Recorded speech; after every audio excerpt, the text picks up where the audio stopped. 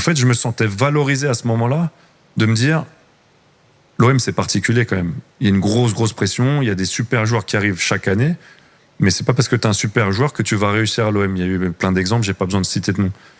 Mais moi, ça faisait déjà 2-3 ans que j'étais là, j'avais compris l'environnement, je m'étais fait accepter, les gens m'appréciaient et savaient ce que je pouvais donner.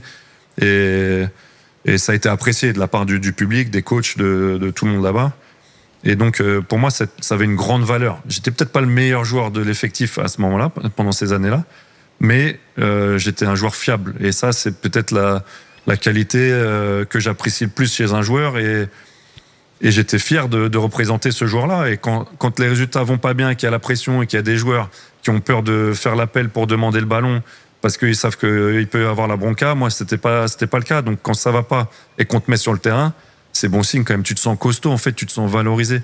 Et je prenais ça comme de la valorisation de mes qualités. La fiabilité, c'est ce qui trie les joueurs entre eux. Plus tu es un joueur de haut niveau, plus on va te demander de fiabilité. Le coach, il va pas jouer à pile ou face. Ah, bah aujourd'hui, non, c'est pas son jour, tant pis, j'ai fait une erreur en le mettant sur le terrain. Non. Un joueur, s'il veut aller au niveau, va devoir apprendre à être fiable, à être régulier, sous pression. Quand il a fait un mauvais match, est-ce qu'il est capable de rebondir? Bref, apprendre à être fiable. Parce qu'après tout ça, c'est un jeu. Et oui, et quand il y a la pression autour de toi, c'est une bénédiction pour ceux qui savent gérer la pression. Parce que quand tu joues une finale de Coupe du Monde, si toi tu vois ça comme un match tranquille, tu vas faire ton match et tu vas peut-être rentrer dans l'histoire. Mais si tu dis, oh, mais c'est un gros match, oh là là, qu'est-ce qui va se passer? Attends, je peux rentrer dans l'histoire négativement. Et de te mettre la pression, bah voilà, t'es déjà off.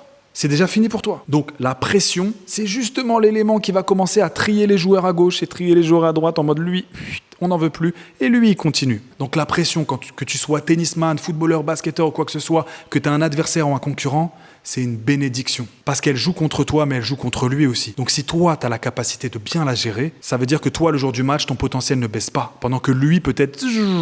Et là, à ce moment-là, il n'y a plus match entre toi et lui. Si tu veux un préparateur mental dans ta poche au quotidien, abonne-toi.